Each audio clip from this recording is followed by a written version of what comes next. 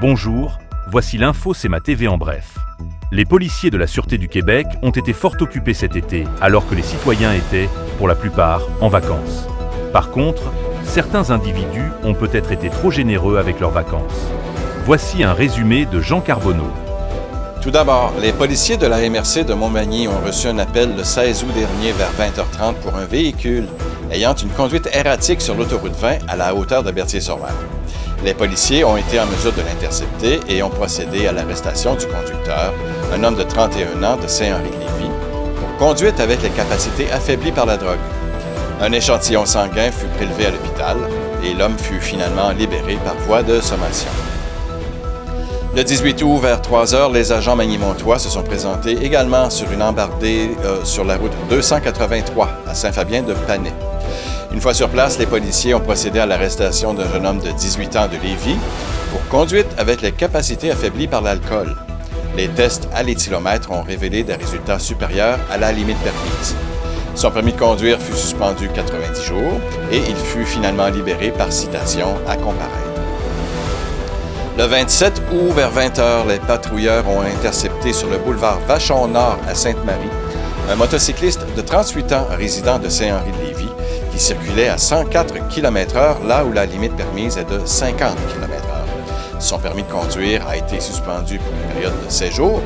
Un constat d'infraction d'un montant de 864 $, incluant les frais, lui a été remis avec 10 points d'inaptitude à son dossier de conduite. Par ailleurs, on sait que la fin des vacances et le retour en classe entraîne un achalandage accru sur le réseau routier, et particulièrement aux abords des écoles. La Sûreté du Québec tient à vous rappeler l'importance d'adopter des comportements sécuritaires et de faire preuve de patience et de vigilance lors de vos déplacements. Les policiers, d'ailleurs, porteront une attention particulière aux zones scolaires. Ici Jean Carbonneau, C'est ma TV Information, à Montmagny. Le chef du Parti conservateur du Canada, Pierre Poilievre, s'apprêterait à présenter un vote de non-confiance sur la taxe carbone à la Chambre des communes dès la rentrée parlementaire la semaine prochaine.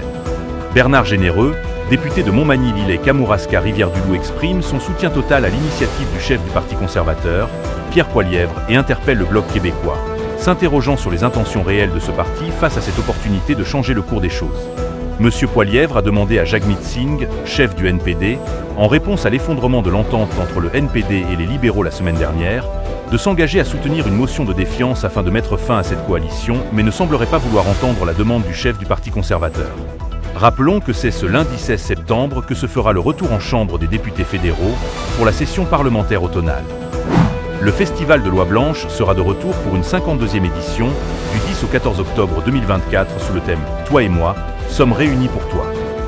Suite au succès que le festival a connu pour sa 51e édition, le président Maxime Dionne et son comité, composé d'Antoine Samuel Boulet, premier vice-président, Michel Pouliot, deuxième vice-président, Caroline Leblanc, trésorière, Carl Coulombe et Hugo Ploutier-Labonté, directeur, tous ont décidé de reprendre l'édition 2024 à la même adresse, au sous-sol de l'église Saint-Thomas et ce au cœur du centre-ville de Montmagny.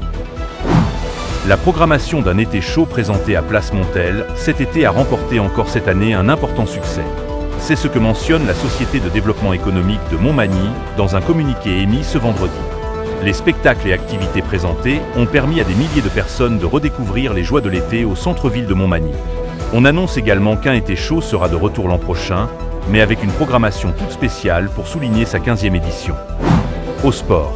C'est mercredi soir que le premier match de la finale de la Ligue de baseball senior était disputé à Québec, en raison de l'inaccessibilité du terrain Marcel Desjardins à Montmagny. Le Toiture Pro Le Mieux Pro Mutuelle Assurance revient donc avec une victoire au compte de 11-1.